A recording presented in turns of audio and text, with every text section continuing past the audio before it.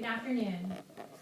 For since the creation of the world, God's invisible qualities, his eternal power and divine nature, have been clearly seen, being understood from what has been, so that men are without excuse.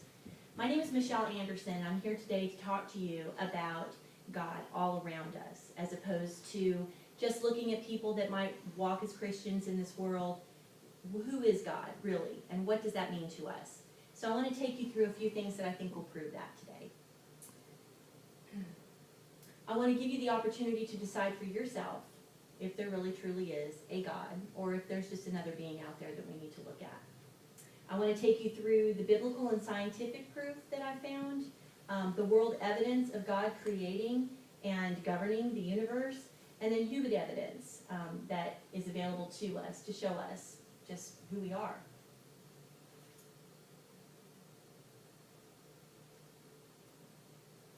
The Institute for Creation Research was founded in 1970, and they take us through the universe, and they take us through, from a scientific perspective, what the being of God and how he created us and the universe.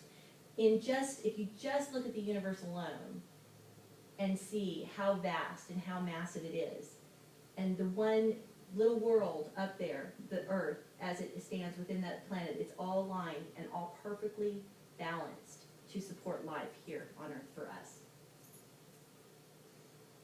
The Earth itself, if the sun alone were as tall as a typical front door, the Earth would be the size of a nickel, to kind of put that in perspective.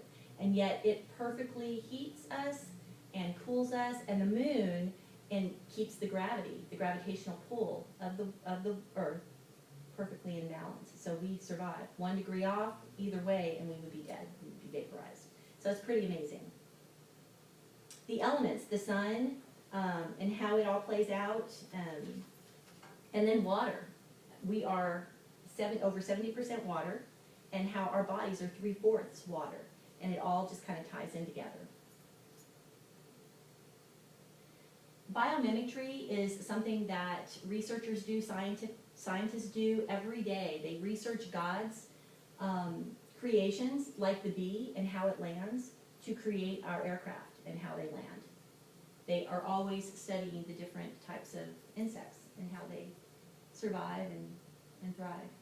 And then another example of biomimicry is where humans research the dove and how they land and how they fly, so that they can create airlines. And now look at us now, flying all over the world, like birds. The 7 wonders of the natural world, which there are so many, but these are the main ones that are recognized today, and they are all over the world, and pretty amazing. If you looked at just a few of them, today the Aurora Borealis is the northern lights, and there are southern as well. But there's no it's the magnetational process within the world that causes all of those colors to collide together, and just beautiful, amazing things happen there.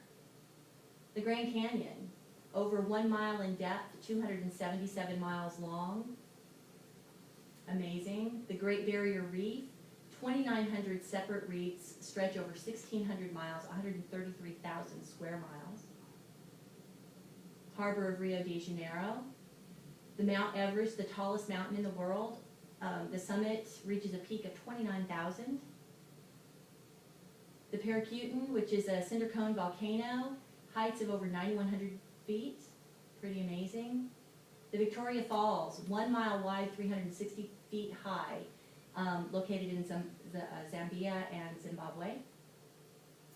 For you created my inmost being. You knit me together in my mother's womb. I praise you because I am fearfully and wonderfully made. Your works are wonderful. I know that full well. So let's look at the human body. What is more amazing than the DNA strand? It consists of 3 billion bases, and more than 99% of the bases are the same in every person on the earth. The order, the sequence, the base determines the information available for building a body. It is the architecture of the human body. So, just from the human perspective, where did that come from? Who did that? It's pretty amazing. Trust in the Lord and do good. And this is my third and final point. Dwell in the land and enjoy safe pasture. Delight yourself in the Lord, and he will give you the desires of your heart. Psalms 37. My blessings, my love, my passion, my life is in my family and my husband. And I know that those feelings, those things that we experience, the connections we have are not just random. So I thank you for being here today. There's my family. I hope that it's intrigued you to kind of just look past where you're at, see where you come from, and see that there really is a pretty cool God out there that loves us and makes it really fun. Thank you.